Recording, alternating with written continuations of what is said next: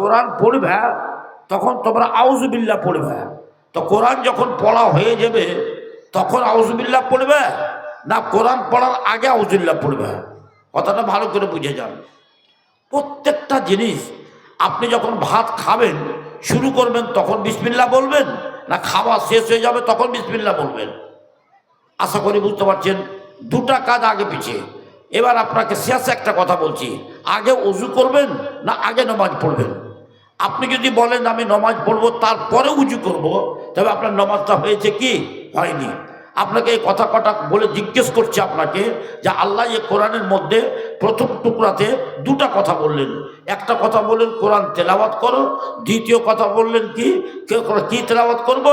আল্লাহর কাছে যে আল্লাহর পক্ষ থেকে যে কিতাব নাযিল হয়েছে কোরআন মাজিদ, সে কোরআন তেলাওয়াত করো। তা আল্লাহ কোরআন তেলাওয়াত করলেন, তেলাওয়াত করতে বললেন, এক নম্বর কথা। তারপরে বলছেন ও আকিমিস সলাতা, নমাজ প্রতিষ্ঠা করো, সলাৎ প্রতিষ্ঠা করো। তবে আপনি কি বুঝলেন? আগে কোরআন পড়বেন না আগে নমাজ পড়বেন? আগে কোরআন পড়বেন না আগে নমাজ পড়বেন? প্রশ্ন আসছে এখানে। কিন্তু আমরা মনে করি 100 বার বলি আরে নমাজ পড় নমাজ পড়, নমাজ কেন পড়িস না? কোরআন পড়ে কথাটা বলি না। কিন্তু আল্লাহ তাআলা আগে বলছেন কোরআন পড়ো, তারপরে বলছেন তুমি নমাজ পড়ো। তার কারণ আপনি যদি কোরআন পড়তেই না জানেন, আপনি যদি কোরআনই পড়তে না জানেন, তবে আপনি নামাজ পড়বেন কি করে?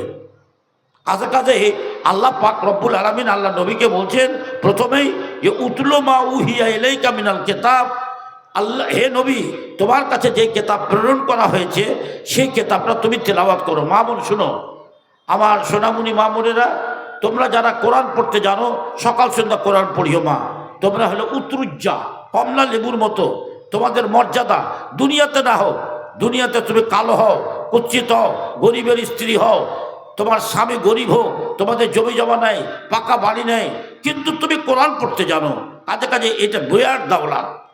আপনার স্ত্রী যদি কোরআন পড়তে জানে আর আপনি যদি গরিব হন, তা আপনি মনে করেন কোটি কোটি টাকার দাওলাত আপনার বাড়িতে আছে, কারণ আপনার স্ত্রী কোরআন পড়তে জানে। মা বোন তোমাদেরকে বলছি, যার স্বামী কোরআন পড়তে জানে তোমরা জেনে নিও, আমার স্বামীর কাছে একটা পয়সাও যদি না থাকে তবে আমার স্বামী কোটিপতি। কেন? তার কাছে কোরআন আছে। কোরআনের কত বড় দাম শুনবেন? শুনেন মা বোন, ভালো করে শুনেন। আরবের মাটিতে খুব সুন্দরী একটা মেয়ে, এত সুন্দরী মেয়ে, ওই মেয়েটা আল্লাহ নবীর কাছে এসেছেন। মেয়েটা ইসলামকে কত ভালোবাসে, মেয়েটা কোরআনকে কত ভালোবাসে, মেয়েটা নবীকে কত ভালোবাসে। চিন্তা করেন, মেয়ে ছেলেদের মুখ ফুটে কিন্তু মুখ ফুটে না, ওই রকম মেয়ে, এত সুন্দরী মেয়ে, বুখারী শরীফের হাদিস, আল্লাহ নবীর কাছে চলে এসেছেন ডাইরেক্ট। যেমন আমি কথা বলছি, আল্লাহ রসুলের সামনে ওরকম কথা বলছেন, একটা মেয়ে এসে দাঁড়িয়ে গেল, দাঁড়িয়ে কি বলছে শুনবেন? ইন্নী ওয়াহাবতু লাকা নাফসি, ইন্নী ওয়াহাবতু লাকা নাফসি, ইয়া রাসূলুল্লাহ ইন্নী ওয়াহাবতু লাকা নাফসি। মেয়েটা বলছে হুজুর আমি আমার নাফস আপনাকে দান করে দিলাম।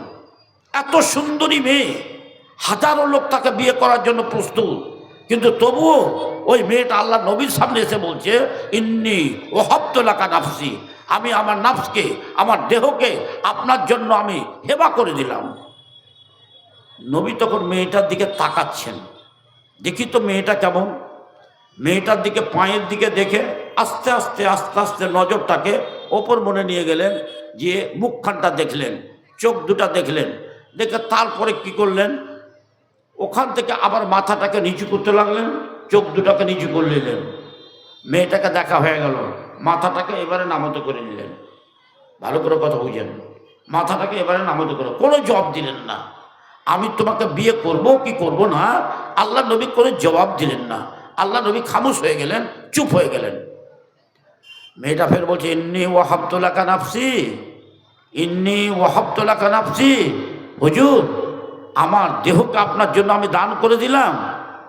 আবার আল্লাহ নবী কোনো কথা বললেন না, চুপ করে আছেন।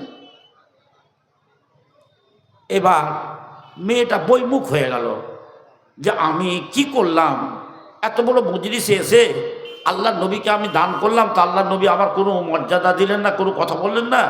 মেয়েটা কি করবে, মনে কোনো ভাবে চিন্তা কোনো কুল পায় না। এমন সময় ওই মজলিসের মধ্যে একটা গরিব মানুষ, ওই মজলিসের মধ্যে একটা গরিব মানুষ, এত গরিব মানুষ যে আপনারা ভাবতে পারবেন না ওর বাড়িতে কিছু নেই। সোনার আংটি তো দূরের কথা, একটা লোহার আংটিও নেই। আপনাকে আর কি বলবো, এত গরিব মেয়ে, কিছুই নেই, গরিব ছেলে যে কিছুই নাই। লোকটা মনে মনে ভাবছে, আচ্ছা মেয়েটা যদি ভালো না হতো, মেয়েটা যদি পরেশগার না হতো, মেয়েটা যদি দিনদার না হতো, মেয়েটা যদি দিনকে ভালো না বাসতো, মেয়েটা যদি ইসলামকে ভালো না বাসতো, তবে এই নবীকে কেন পছন্দ করতেন? আর কেন বা এই নবীকে নিজে থেকে নিজের বিবাহের পায়গাম দিতে আসতেন? এই মেয়েটা সত্যি ভালো, এই মেয়েটা সত্যি সদ্গুণের স্বভাবী, এই মেয়েটাকে বিয়ে করতে গেলে জীবন ধন্য হবে, এই মেয়েটাকে যদি আমি পেতাম। কিন্তু আমি তো গরিব মানুষ, আমাকে কি মেয়েটা বিয়ে করবে? নবী কি ওই মেয়েটার সাথে আমার বিয়ে দিবে? এই ভেবে চিনতে এইবার কোনলা বরদাস্ত করতে না পেরে লোকটা দাঁড়িয়ে গিয়ে আল্লাহ নবীকে বলছেন, ইয়া রাসূলুল্লাহ। লোকটা বলছে কি, ইল্লাম তাকুল্লাকা হাজাতুন, ইল্লাম তাকুল্লাকা হাজাতুন ফাজাব্বিজনি মা।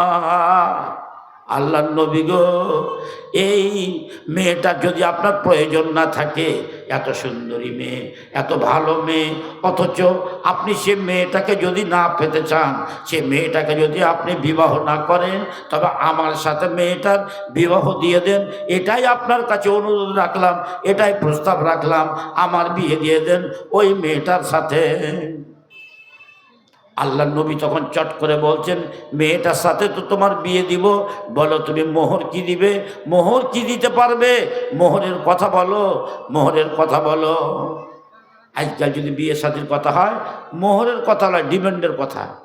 লেনদেন কিছু আছে জি, লেনদেন কিছু আছে তো কইছে কি, ডিমান্ড কত দিবে, ডিমান্ড কতটি নেবেন, 1 lakh, 2 lakh, motor cycle, Maruti, bullet, কি নেবেন, আগেই কথা হবে।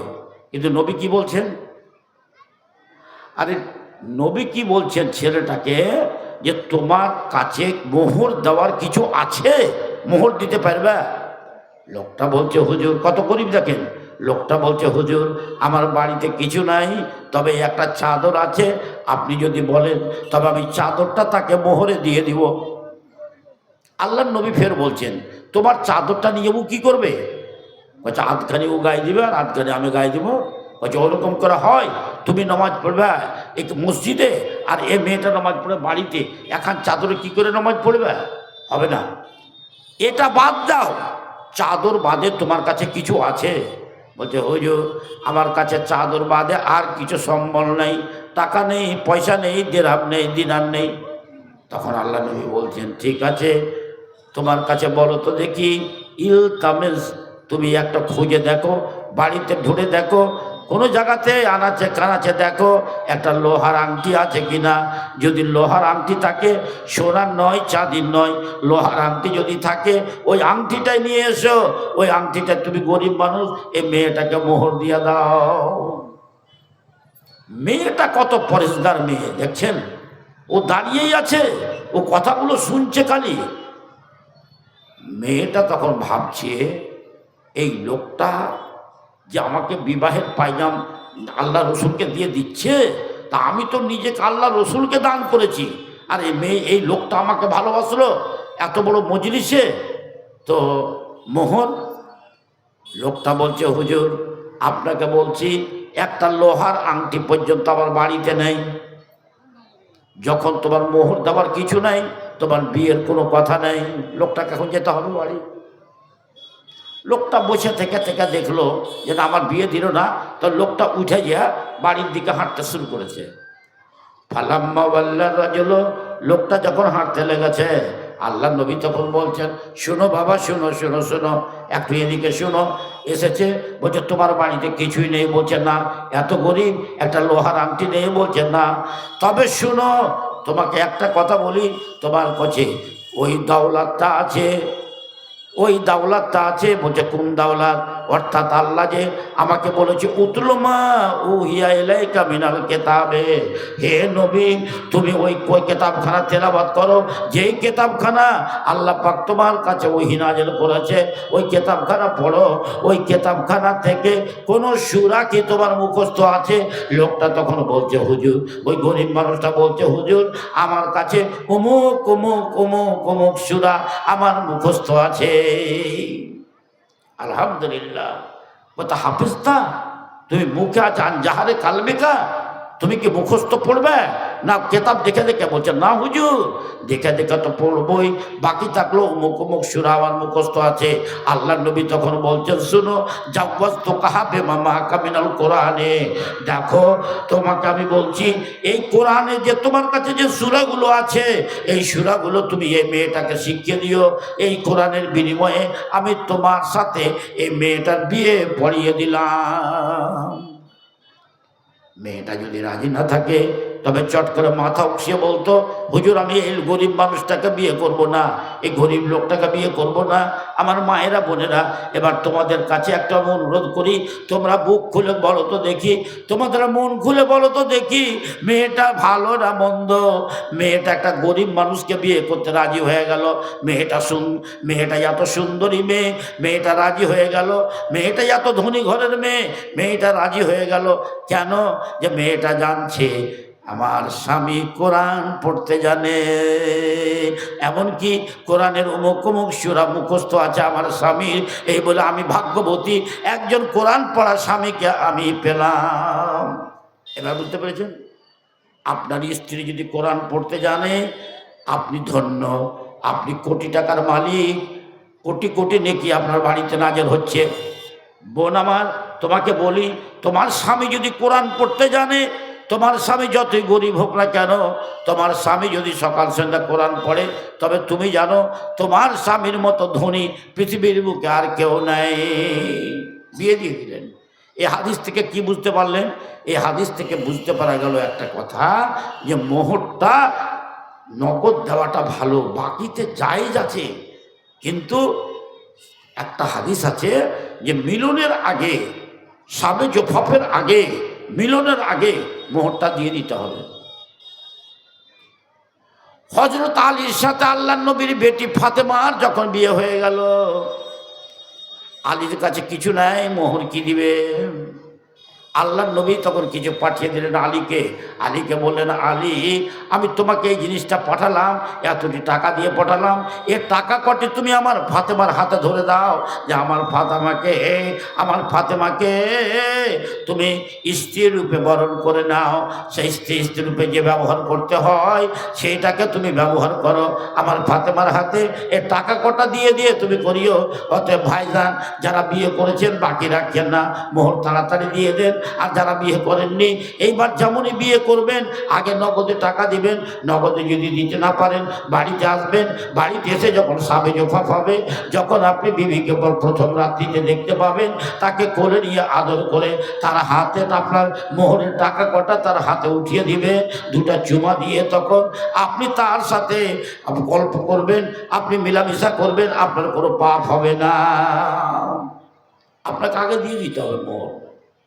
এবার ফিরে আসি আপনাদের কাছে, আমি কি ফিরে আসি, আল্লাহ কি বলেছেন? উতলো, হে নবী তুমি তেলাওয়াত করো, মা উহিয়া ইলাইকা, কোরআন তেলাওয়াত করো যেটা তোমার কাছে ওহী করা হয়েছে, ও আকিমিস সলাতা, এবং তুমি নামাজ প্রতিষ্ঠা করো। আমার মা বোন ভাইরা, এখান থেকে কি বুঝতে পারলেন? একটাই কথা উত্তর দেন, আপনারা লক্ষ্য করে থাকেন না, কথা বলেন। এখানে বুঝতে পারা গেল আগে নামাজ পড়তে হবে না আগে কোরআন পড়তে হবে? বলুন তো। আগে কোরআন পড়তে হবে।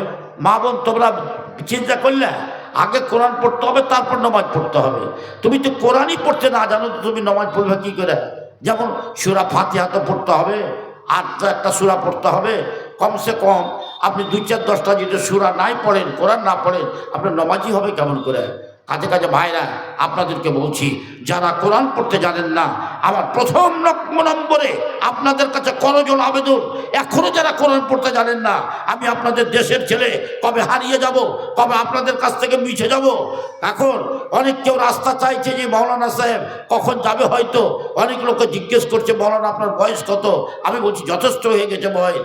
আমি আপনাদেরকে একটা বিদায়কালে এমন একটা কথা দিয়ে যাচ্ছি, অনুরোধ করে যাচ্ছি, যারা কোরআন পড়তে জানেন না, কবরে যাওয়ার আগে, কাফনের কাপড় পরার আগে, জানাজার গোসল নেওয়ার আগে আপনি কোরআন পড়তে শিখুন, তারপর নামাজ পড়ুন। আসুন, আল্লাহ বললেন দুটা কথা। একটা কি, নবী তোমার কাছে যে কেতাবখান প্রেরণ করা হয়েছে, কেতাবখানটা পড়ো আর নামাজ প্রতিষ্ঠা করো।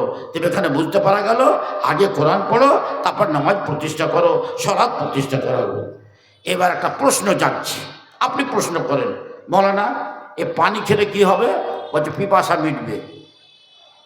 পানি খেলে পিপাসা মিটবে, তা আমি যদি নামাজ প্রতিষ্ঠা করি তো কি হবে?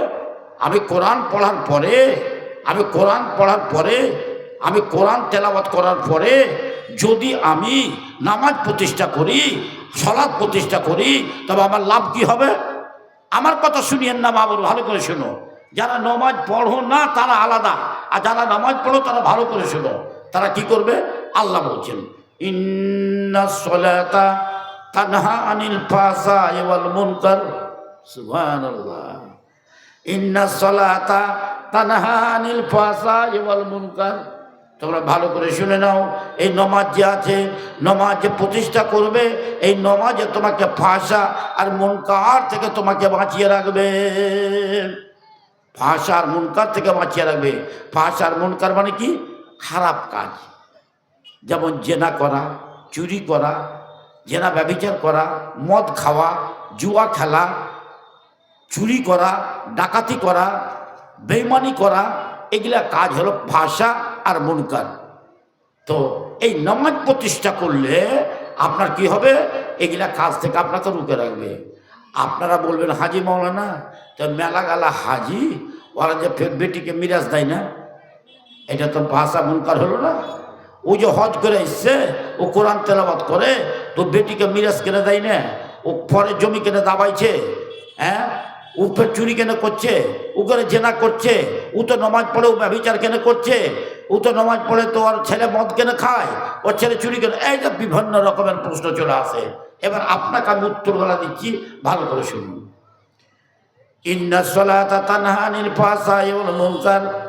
নামাজ ফাহশা আর মুনকার থেকে তোমাকে বাঁচিয়ে রাখবে। কেমন করে বাঁচিয়ে রাখবে? এবার মা তোমাকে আমি বুঝাচ্ছি। দুঃখের কথা, বলতে শরম লাগছে, না বললেও হয় না। ভাইজান, একজন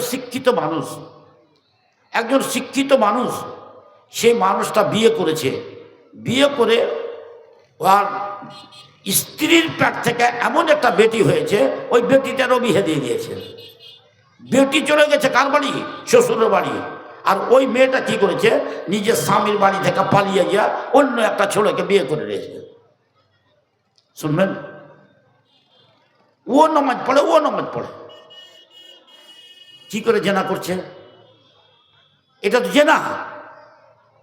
ও জেনা করছে, দুজনেরই জেনা, আর দুজনই ফের নামাজি। আর নামাজি খানদান, নামাজি ঘরের বেটি, বাপও নামাজ পড়ে, মাও নামাজ পড়ে। এবার চিন্তা করেন তো, ছেলের বাপও নামাজ পড়ে, ছেলের মাও নামাজ পড়ে, কিন্তু এবার দেখো তো, আর সে আবার বিবাহিতা, শুধু বিবাহিতা নয়, ওর স্ত্রীর ওর আর একটা মেয়ে আছে, মেয়েটার আবার বিয়ে দেওয়া হয়েছে। এবার ওই মেয়েটা পালিয়ে গেল স্বামীর বাড়ি থেকে অন্য একটা লুচ্চার সাথে। তবে কি হলো? নমাজ তো নমাজ কেন করলো না? এবার আমি আপনাকে বলছি, ভালো করে শুনেন।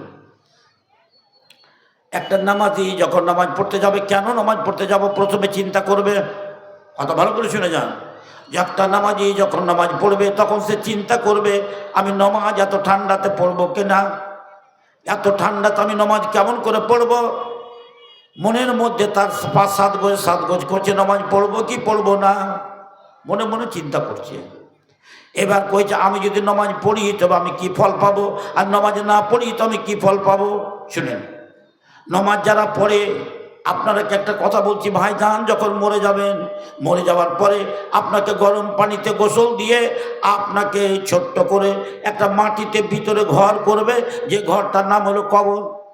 সোনামণি মা আমার, তুমি যতই স্বামীর আদরি হও না কেন, বাপের আদরি হও না কেন, তুমি যতই কিছু বিএড ডিগ্রি করো না কেন, এমএ ডিগ্রি করো না কেন, এমএসসি করো না কেন, বিএসসি করো না কেন, যতই বড় তুমি ডিগ্রি করো, তোমাকে মরার পরে পরে ছোট্ট একটা মাটির ঘরের ভিতরে উত্তর দিকে মাথা, দক্ষিণ দিকে পা করে, চিরদিনের মতো পশ্চিম দিকে কাজ করে বিসমিল্লাহ ওয়ালা মিল্লাতে রাসূলিল্লাহ বলে চিরদিনের মতো ওই কবরের মাঝে তোমাকে রেখে দেবে। আর তোমার কোনো খবর নেই, আর কেউ খবর নেবে না, তোমার বেটাও নেবে না, বেটিও নেবে না। 2-4 দিন কাঁদাকাদি করবে, বেটি চলে যাবে শ্বশুরের বাড়ি, বেটা আবার নতুন বউ নিয়ে কাজ করবে, তোমার স্বামী আবার একটা বিয়ে করবে, তোমার স্বামী আবার হাসি খুশি করবে। কিন্তু তুমি যে কবরে আছো, তোমার কাছে একবারও দেখা করার জন্য তোমার স্বামী তোমার বাড়ি যাবে না। তোমার বাড়ি এখন কোনখানটা? এখন তোমার বাড়ি কবর। মা বোন ভালো করে শোনো, এখন তোমার বাড়ি হলো কবর। যদি প্রকৃত তোমার স্বামীর মায়া থাকে, মমতা থাকে, তবে তোমার স্বামী অবশ্যই তোমার বাড়ি যাবে তোমার সাথে দেখা করতে। আর যদি মায়া মমতা না থাকে, তবে তোমার স্বামী তোমার সাথে দেখা করতে যাবে না।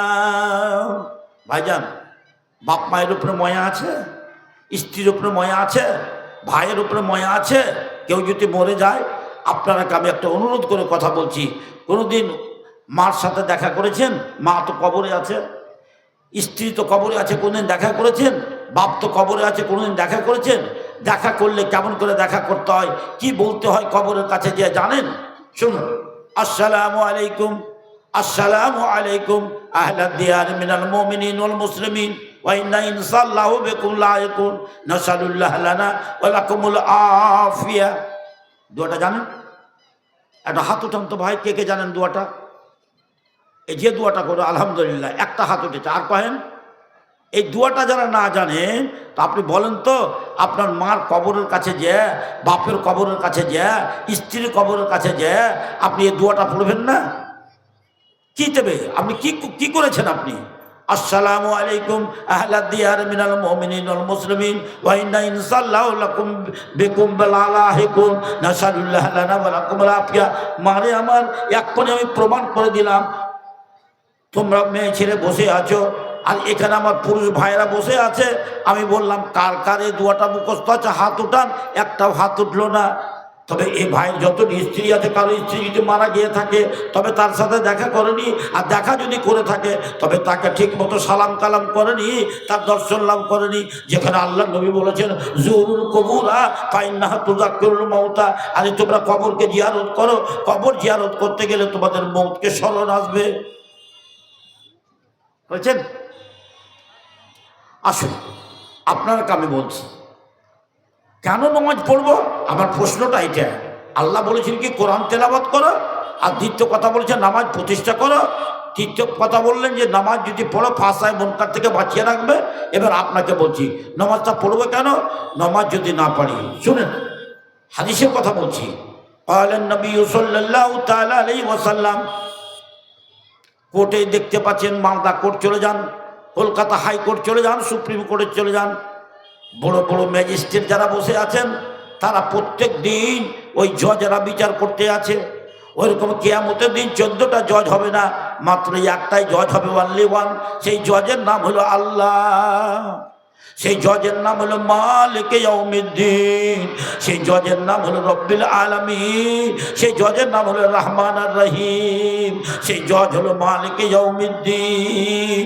শুনো মা, ওই জজ একমাত্র বিচার করবে, তো সর্বপ্রথমে কার বিচার করবে? ধনী লোকের না গরিব লোকের? কার করবে? চোরের না ডাকাতের? আল্লাহ নবী বলছেন মদ খোরের না কার আগে বিচার করবে?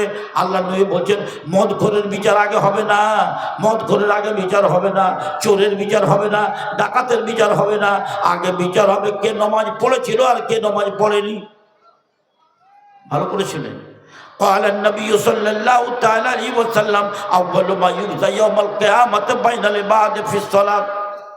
মা আমার শুনো, তুমি দেখতে খুব সুন্দরী, স্বামীর বড় আদরী, তুমি স্বামীর সেবা করো ভালো, বাপ মায়ের সেবা করো ভালো, শ্বশুর সাথে সেবা করো ভালো, প্রতিবেশীর সাথে ভালো ব্যবহার করো, গরিব দুঃখের সাথে ভালো ব্যবহার করো।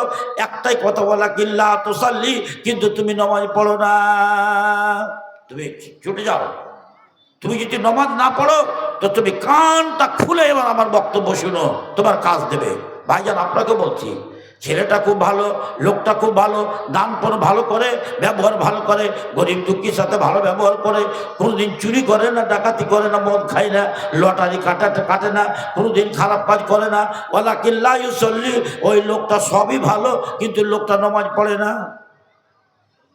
কিয়ামতের দিন ময়দানে মহাশারে সমস্ত লোক যখন জমা হয়ে যাবে, সমস্ত লোক যখন একত্রিত হয়ে যাবে, আল্লাহ পাক রব্বুল আলামিন সর্বপ্রথমে বিচার করবেন কিসের? আচ্ছা বলো তো দেখি, তোমাদের মধ্যে কে নামাজি? ঠিক আছে, তোমাদের মধ্যে কে নামাজি আর কে বেনামাজি? তোমরা ভালো করে শুনে নাও। যারা নামাজি তারা এদিকে চলে যাও জান্নাতের দিকে, আর যারা বেনামাজি তারা চলে যাও জাহান্নামের দিকে। শুনলে মা বোন, জালসা শুনতে এসেছো, কেন নামাজ প্রতিষ্ঠা করবে? আল্লাহ নবী কি বলছেন শুনবেন? আল্লাহ নবী বলছেন শুনো, আল্লাহ নবী পরিষ্কার বলছেন, মান তারাকা সলাতা মুতাআম্মিদান ফাকাদ কাফারা। আমি আপনাদের ঘরের ছেলে, আমি বাইরের লোক নই, আমি আপনারাকে বলছি, আল্লাহ নবী পরিষ্কার কথা বলছে, মান তারাকা সলাতা মুতাআম্মিদান ফাকাদ কাফারা। যারা ইচ্ছাকৃত নামাজ ছেড়ে দিল তারা কাফের হয়ে গেল। আপনার কি জ্ঞান নেই? আপনার হুঁশ নেই? আপনি জানেন না নামাজ কি? আর আপনি নিচের নামাজ ছেড়ে দিয়ে আপনি ডান্সে ঘুরে বেড়াচ্ছেন। হ্যাঁ, কুরবানির দিন জোড়া খাসি কুরবানি দিচ্ছেন, আর কত ঈদের দিন পোলাও বাড়ছেন, আর কত খিস্সা রান্না করছেন, আর কত আনন্দ উৎসব করছেন, কিন্তু আপনি নামাজ পড়েন না। আপনার ইস্তার কোথায়? এবার শুনেন, আপনি যেদিন দুনিয়ার বুকে এসেছিলেন, ন্যাংটা হয়ে, ন্যাংটি হয়ে, উলঙ্গ হয়ে এসেছিলেন। যেদিন আপনি দুনিয়া থেকে যাবেন সেই দিন কিন্তু আপনি 3খানা 5খানা কাপড় পরে যাবেন। আর একটা কথা ভালো করে শুনে নেন, যেদিন আপনি দুনিয়ার বুকে এসেছিলেন সেই দিন উলঙ্গ হয়ে এসেছিলেন, আর সেই দিন কিন্তু আপনি কাঁদছিলেন আর বাড়ির সমস্ত লোক হাসছিল। কিন্তু যেদিন আপনি মারে বন্ডে শুনো, যেদিন আপনি দুনিয়া থেকে চলে যাবেন সেই দিন কিন্তু আপনি কাঁদবেন আর বাড়িতে আপনি হাসবেন, আর মানুষ, দুনিয়ার মানুষ তারা কাঁদবে। লাভটা দেখলেন? যারা নামাজ পড়েছে, নামাজ প্রতিষ্ঠা করেছে, তারা হাসবে, আর যারা নামাজ প্রতিষ্ঠা করেনি তারা কাঁদবে। এই জন্য একটা কবি বলেছে, এমনও জীবন তুমি করো হে ঘটন, এমনও জীবন তুমি করো হে ঘটন, মরিলে হাসিবে তুমি কাঁদিবে ভুবন। নামাজ না পড়ে বুড়ি হয়ে গেলেন, খবরদার বেনামাজি হয়ে থাকেন না। এখনো বলছে সময় আছে, তোবা করুন আর নামাজ পড়ুন। আপনি ভাই হন আর বোন হন, আমি দুজনকে অনুরোধ করে বলছি, নামাজ যারা পড়েন না তারা নামাজ পড়ুন। এবার নামাজ পড়ে কি হবে? আপনাকে বলছি, যেদিন আপনি দুনিয়ার বুকে এসেছিলেন, উলঙ্গ হয়ে এসেছিলেন, সেই দিন আপনার জন্য সবাই হাসছিল আর আপনি কাঁদছিলেন। কিন্তু মারে, যেদিন আপনি দুনিয়া থেকে চলে যাবেন সেই দিন কিন্তু সবাই কাঁদবে আর তুমি হাসতে হাসতে চলে যাবে, যদি তুমি নামাজ প্রতিষ্ঠা করো। বলছি কেন? শুনো মা বাবা, কবরে যখন তোমাকে রেখে দেবে, সমস্ত লোক যখন কবর দেওয়ার পরে ওখান থেকে কবর থেকে বাড়ির দিকে রওনা যাবে, তখন তোমার কবরের ভিতরে 2টা ফেরেশতা ঢুকবে। আর যেমন ফেরেশতা 2টা ঢুকবে, তোমাকে এবার এইভাবে তোমাকে একটু উঠাবে, উঠো উঠো উঠো উঠো উঠো উঠো উঠো উঠো উঠো। তখন তোমার ঘুমটা ভেঙে যাবে, তখন তুমি বলবে যে কে আছো তোমরা? দানি দানি দানি। আরবিতে বলবি রে মা সেই দিন এই কথাটা, দানি দানি। সেই দিন বলবে, তোমরা ফেরেশতাদ্বয়, তোমাদের অনুরোধ করে বলছি, তোমরা দয়া করে আমাকে ছেড়ে দাও, ও সাল্লে আগে আমাকে নামাজ পড়তে দাও। নামাজের কত মহব্বত। বলছে আগে আমাকে নামাজ পড়তে দাও, তোমরা আমাকে ছেড়ে দাও, আগে আমাকে নামাজ পড়তে দাও, আগে আমাকে নামাজ পড়তে দাও। দানি। দেখলেন নামাজের কত বড় মহব্বত, নামাজ কতখানি মিষ্টি। মা বোন আমার, আপনাকে এবার একটা একটা করে কথা বলছি, নামাজ কত মিষ্টি, কথাটা মনে রাখবেন। নামাজ প্রতিষ্ঠা করলে পয়সা বনকার থেকে বাঁচিয়ে রাখে। এবার আপনাকে আমি বলি, নামাজ পড়তে গেলে আপনার লাভটা কি হলো? এত বড় লাভ হলো, আপনি কবরে গিয়ে নামাজ পড়তে চাইবেন, ফেরেশতারা তখন কি বলবে? ফেরেশতারা তখন বলবে তুমি কোথায় আছো? তুমি দুনিয়াতে নাও, দুনিয়ার বাড়িতে এখন তুমি নাও। দুনিয়াতে তোমার যে ঘর ছিল 4 লাখ 5 লাখ 10 লাখ 20 লাখ টাকা দিয়ে তুমি বাড়ি করেছিলে, ওই বাড়িতে তুমি নাও। একবার তুমি চোখ দুটা খুলে আকাশের দিকে তাকিয়ে দেখো। আকাশের দিকে যদি তাকাবে তো দেখবে সুবহানাল্লাহ, সবুজ সবুজ বাঁশগুলোকে সাজিয়ে সাজিয়ে কবরে রাখা আছে। আর গায়ের দিকে দেখবে আমি সাদা কাপড়ের কাপড় পরে আছি। প্রথম রজনী একাই আপনাকে কাটতে হবে কবরের ভিতরে। কেমন ভাবে কাটবেন চিন্তা আছে? এই ভয়টা যার মধ্যে থাকবে, এই ডরটা যার মধ্যে থাকবে, সেই দিন ফেরেশতারা বলে দিবে, ওরে বান্দারে, ওরে বান্দিরে, এটা দারুল আমাল লয় রে, এটা হলো দারুল জাজা। এখানে তোকে ওযু করতে হবে না, আর তোকে নামাজ পড়তে হবে না, আর তোকে কষ্ট করতে হবে না, আর তোকে কোনো বাধা নাই, কোনো কষ্ট নাই, সোজাসুজি তুই জান্নাত চলে যাবি। আর যতদিন জান্নাত যাবি না ততদিন কবরের ভিতর থেকেই তুই জান্নাত দেখতে পাবি। আর তোর কোনো ভয় নাই। নাম সলেহান, নাম সলেহান, নাম আরুষান, নাম আরুষান।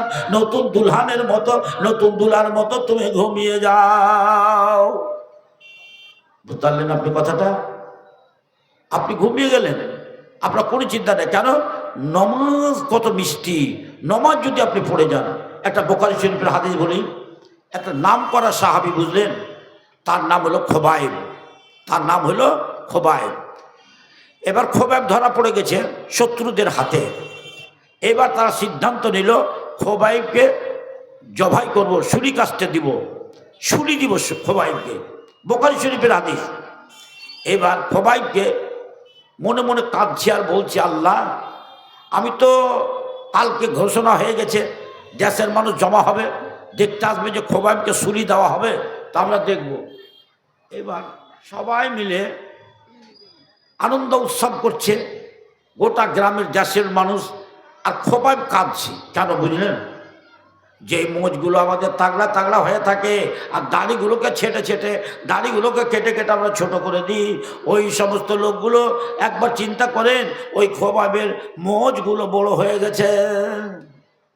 খোবাইবের মোজগুলো বড় হয়ে গেছে, বগলের চুলগুলো বড় হয়ে গেছে, নাভির নিচের চুলগুলো বড় হয়ে গেছে। তো খোবাইব মনে মনে ভাবছে, আমাকে কালকে যে কতল করে দেবে, আমাকে যে ছুরি দিয়ে দিবে, তবে আমাকে যা ছুরি দিয়ে দিবে, তবে থাকবো কোথায়, যাবে কোথায়? তো বুদ্ধি করে একটা মেয়েকে বলছে, আচ্ছা মা, তুমি আমাকে একটা খুর দিবা না? মেয়েটা অমুসলিমের মেয়ে, কিন্তু ওর কত দয়া, বুঝতে পারলেন? কত দয়া ওর মনে, যে বিনা পয়সাতেই ও একটা খুর দিয়ে দিল। কাকে? খোবাইবকে। খোবাইব তখন বন্দি ঘরে আছে, সব পরিষ্কার করে নিল। সুবহানাল্লাহ, দুঃখের ঘাড়ি আসে তাড়াতাড়ি, চলে আসলো তাড়াতাড়ি।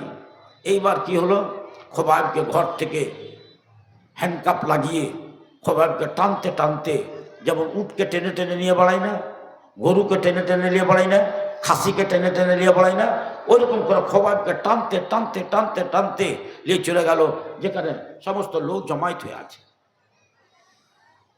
খোবাইব, এবার তোমার সময় হয়ে গেছে। খোবাইব, এবার তোমার সময় হয়ে গেছে, এবার তোমাকে ছুরি দেওয়া হবে। তোমার মনে যদি কিছু আরমান থাকে বলো।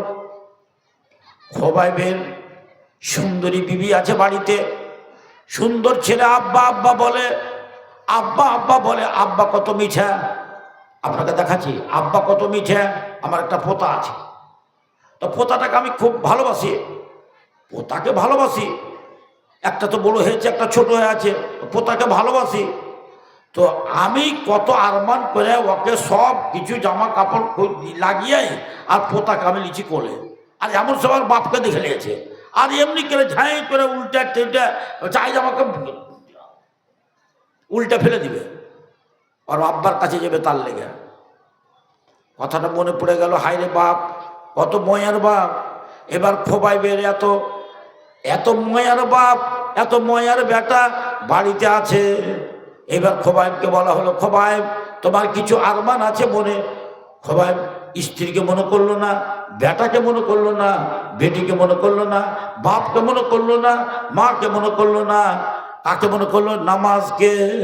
দেখলেন সবাই তখন কি বলছে? বন্ধু, তোমাদের কাছে একটাই আমার আরজ, একটা আরজ কি, যে তোমরা আমাকে একটু পানি দাও, আমি অজু করে মাত্র 2 রাকাত নামাজ পড়বো। হায় রে, নমাজ কত মিষ্টি, নমাজ কত মিষ্টি! আমি শুধু 2 রাকাত নামাজ পড়বো, তোমরা আমাকে একটু খালি পানি দাও, আমি অজু করে নামাজ পড়বো। এবার খোবাইব রাদিয়াল্লাহু তাআলা আনহু কি করলেন? খোবাইব রাদিয়াল্লাহু তাআলা আনহু কি করলেন?